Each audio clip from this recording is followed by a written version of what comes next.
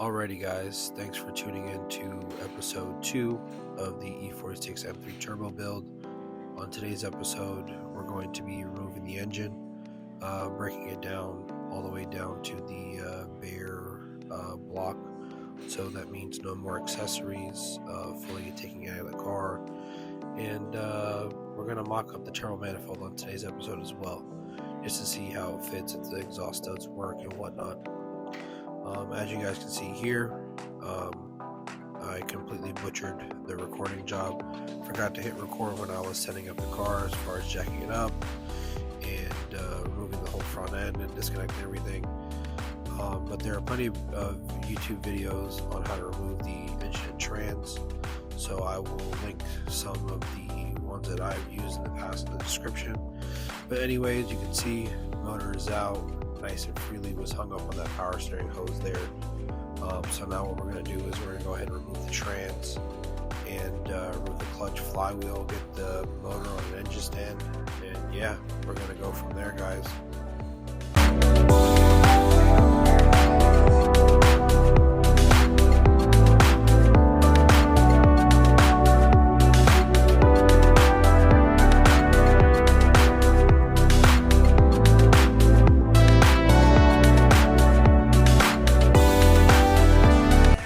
Well, for anyone that's removed an S54,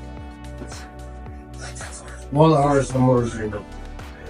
In my opinion, out of these reasons. Hopefully this is the last time we have to remove a motor from this car. You know what? I think I'm gonna manhandle this trans. I think I'm gonna manhandle it off. And then, yeah, I think that's the best decision. I don't have a mic on right now because I honestly didn't plan on recording this. But we'll see if I use this footage, we'll see if I don't. Who knows? Alrighty guys, so in this clip what we're going to do is we're going to go ahead and lower the trans and motor. The reason why we're lowering it is because we want to get the transmission pretty much resting on those tires that are below there, so that way I can loosen the bolts and pull the trans, or manhandle and pull that trans off the motor, and the tires will help catch it. It's the way I've been removing transits for a while now, especially when removing, transits off a motor together like this, especially by yourself. The tires will help kind of catch the transmission, so that way it doesn't hit the floor, smack the floor, and also hit your hands. So yeah, you guys can see me struggle, and then we'll go ahead and get to the next step.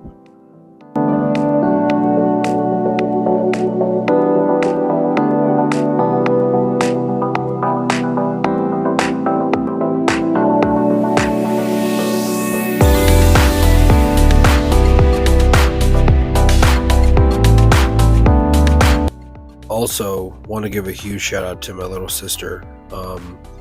This was in July, so she was still on summer break, and she would always come and check on me and keep me hydrated, offer me drinks, snacks, or even a helping hand, as you guys can see here.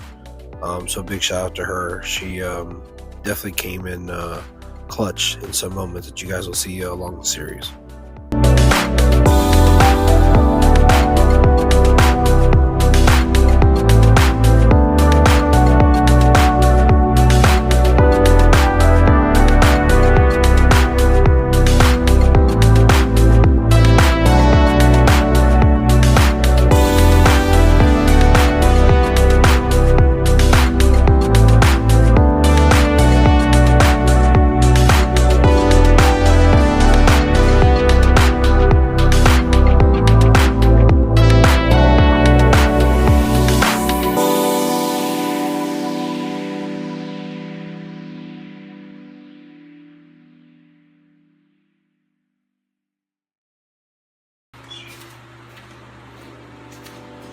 Alright, let's get this bad boy off.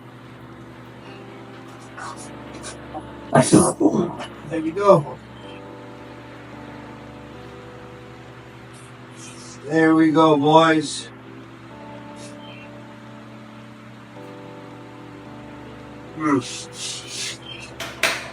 Train is off. So now I just gotta take the clutch, flywheel off, and we'll be able to put the engine head off. Engine head off, not off. Alright. You guys are gonna watch me manhandle this trans. It's not that heavy, obviously.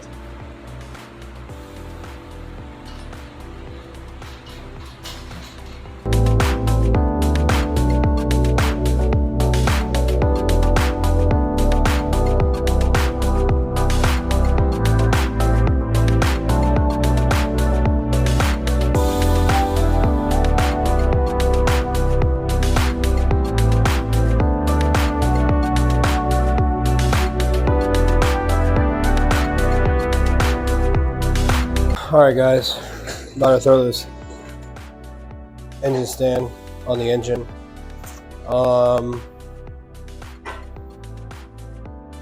This should be pretty easy. Yo, for anyone that has any of the newer Harbor Freight engine stands, let me know. Compared to the older ones, aren't these pegs a lot longer? I feel like they are. Compared to the old one I had like a long time ago, which I ended up throwing out, which was probably one of the dumbest things for me to do, because I actually had to go buy a new one. That's why it's always good to keep these kind of things around the house, especially if you're working on cars, building cars, whatever. But yeah, for some odd reason, I had to trim the peg down to get the bolt to fit on the back of this motor.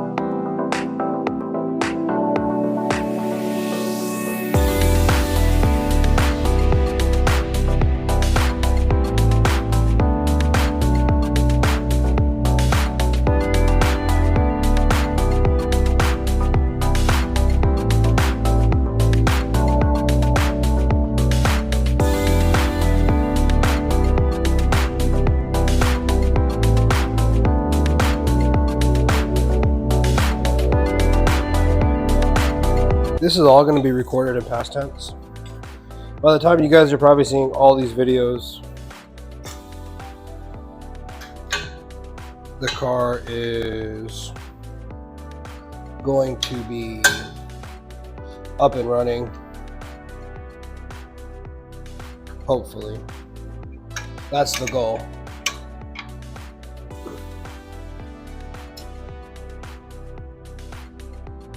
That is the goal. Alright, so we got that tightened. Now time to tighten the 19s down.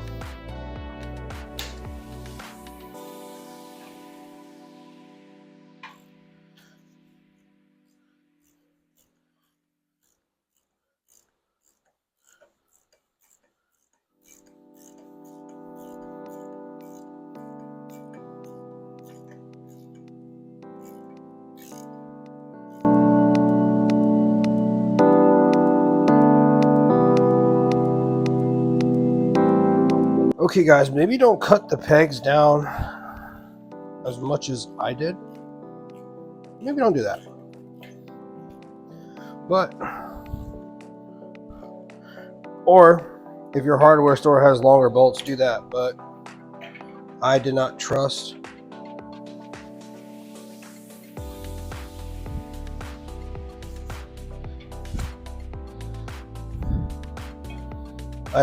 this motor being on just those pegs like that. My other bear block that's at the machine shop, sure, if it was just that, sure, maybe I would trust it. But this one, yeah, not so much. Alright, so we got all that tightened up. Now for the fun part.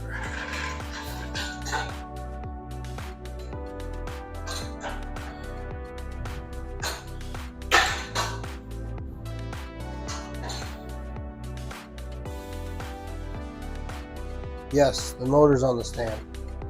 So the reason why I didn't really record the motor being on the stand is because one, I had a hard time getting it on the stand, and two,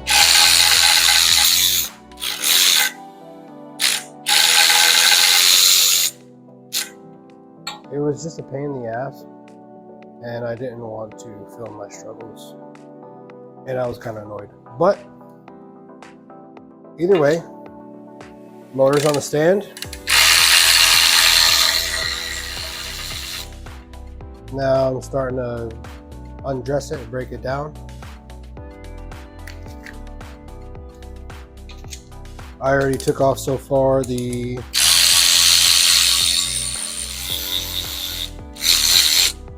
alternator, the AC compressor, and the power steering pump.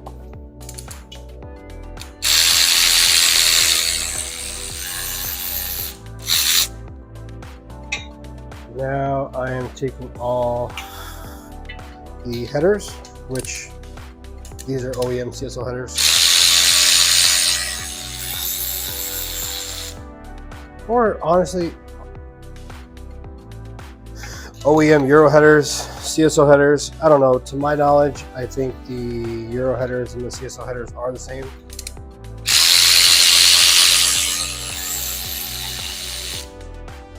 So that's what I had.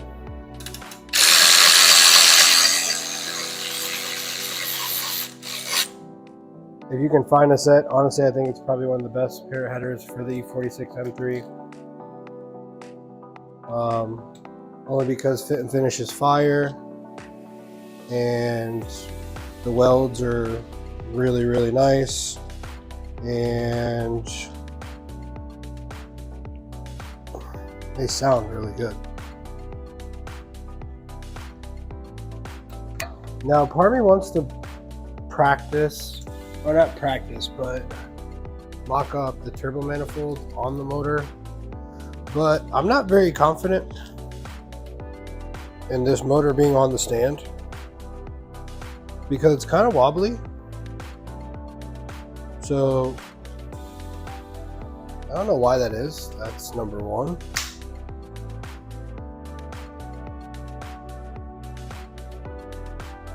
It really shouldn't be wobbly, but unfortunately it is. Honestly, bro, what was BMW thinking? Like, why can't you just unhook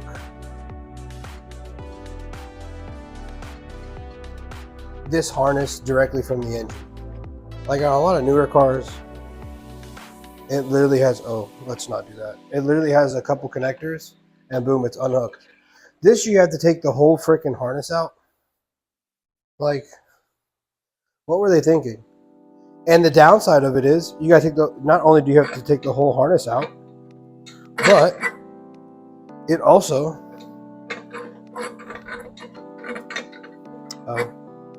let's take that off. Not only do you have to take the whole harness off and the ECU out, it could fall and it could get wet when you're pulling the motor. And it's just annoying.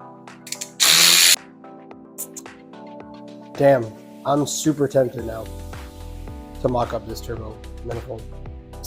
Let's do it. Here is the manifold, everybody. It's really freaking heavy.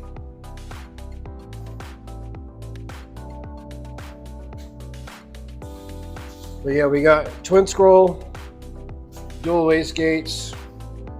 It should make some jam. But yeah, pretty much like I was saying, I'm gonna try to do a picture-in-picture type thing.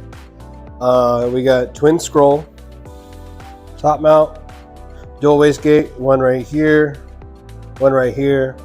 I wish the only downside on this turbo manifold is that it's not, what's the thing I'm looking for? It's not equal length. I really wish it was equal length, but for the most part, it fits up pretty well. Probably gonna have an issue routing this wastegate here on the bottom. The front one, I mean, I wanted to keep AC. I guess we're gonna have to get rid of it. Not sure. We'll figure it out. But this is pretty much the mock-up stages. So what I could do now is, for the most part, since I have the other motors at the machine shop, this motor is here. I can use this motor to mock up kind of like where I'm gonna have the wastegates, dump tubes, stuff like that. I have a separate timing cover. So I'm gonna drill for the turbo drain into here versus the oil pan. I think that's a little bit nicer and it can be more hidden and a little bit cleaner. I do have an extra thermostat housing, so for the turbo being water cooled, I'm going to tap into here for the drain, and then also with the coolant hoses, I'll tap in there. There's like a little splicer thingy-mabobber, but yeah, man, she's looking good, man. And yeah, this is the engine bay. I think that's pretty much it for today. So I'm just gonna clean up. I put the motor somewhere a little bit safer. Actually, I might leave it here. But yeah, she's coming together, man. I'm not gonna lie, I was pretty scared redoing this build because not only is it a lot, like mentally, financially it's also a lot, but this is more mentally draining than financially draining, I would say, because what I originally wanted to go for was just a nice NA build, you know, like maybe 380, 390. I know Hassan was saying he can get pretty aggressive with the Schrick cams, the 288, 280 setup, had full E85, flex fuel, power pulley kit. I mean, I did pretty much any naturally aspirated part you could put on this motor, I pretty much was gonna do. And then I made my own custom velocity stacks. Because why, to be honest, the carbon airbox, why pay all that money for one, a carbon airbox, two, the velocity stacks, when you can take your stock intake manifold, chop it up, or you can even buy a spare one, which is super cheap. It's like a couple $100. And you buy the sock filters, throw them over. You still got to buy the sensors anyways for any, whether you're doing Alpha N or even doing a full CSL airbox with the map sensor. I know that Castle sells a kit. Either way, so I pretty much built my own velocity stacks for close to like $650 all in, which is sensor minus the tune. So sensor, sock filters, velocity stacks, and like a $9 can of paint to match the valve covers. the valve cover. I pretty much did that.